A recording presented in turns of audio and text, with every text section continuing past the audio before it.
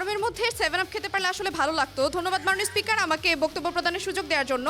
আমার সামনে যারা উপস্থিত আছে আসলে তাদের সামনে আমাদের নিজেকে সেরা প্রমাণ করার কিছুই নেই বলে আমি মনে করি, কারণ আমরা সবসময় পড়ে এসেছি যে রাজায় রাজায় লড়াই উলুখাগড়ার প্রাণান্ত, কিন্তু এখানে এসে আমি দেখছি রাজার সাথে উলুখাগড়ার লড়াই হচ্ছে। তো উলুখাগড়াদের সাথে লড়াই করতে গিয়ে আমরা আসলে প্রমাণ করতে চাই না যে আমরাই সেরা। সেরাদের আবার নিজেদেরকে আলাদা করে প্রমাণ করতে হয় কি? মাননীয় স্পিকার, একটা সত্য ঘটনা অবলম্বনের কাহিনী বলি।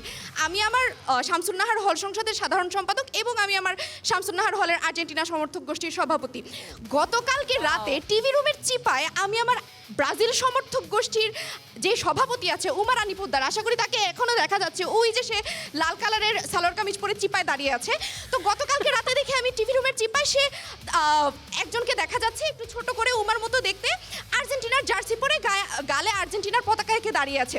আমি তো ভাবছি ব্রাজিল সমর্থক গোষ্ঠীর সভাপতি, সে আর্জেন্টিনার জার্সি গায়ে কেন দাঁড়িয়ে আছে? তার কাছে গেলাম, গিয়ে তার দুঃখের কাহিনী শুনলাম। সে বলল যে অত্যন্ত দুঃখের কাহিনী, আসলে সে মানিজ্যতের ভয়ে বলতে পারছে না, তার মিশন হেক্সার স্বপ্ন তো আর পূরণ হবে না, সেই কারণে সে চুপি চুপি পালিয়ে পালিয়ে আর্জেন্টিনার সমর্থক গোষ্ঠীতে জয়েন করতে চায়। সুতরাং মাননীয় স্পিকার দেখুন, একটি দলের সমর্থক গোষ্ঠীর সভাপতির কি পরিমাণে দেউলিয়া অবস্থা হলে সে আর্জেন্টিনা সমর্থক গোষ্ঠীতে জয়েন করতে চায় দল পাল্টিয়ে। সুতরাং মাননীয় স্পিকার আর প্রমাণ করতেই হয় না আলাদা করে যে আমরাই সেরা।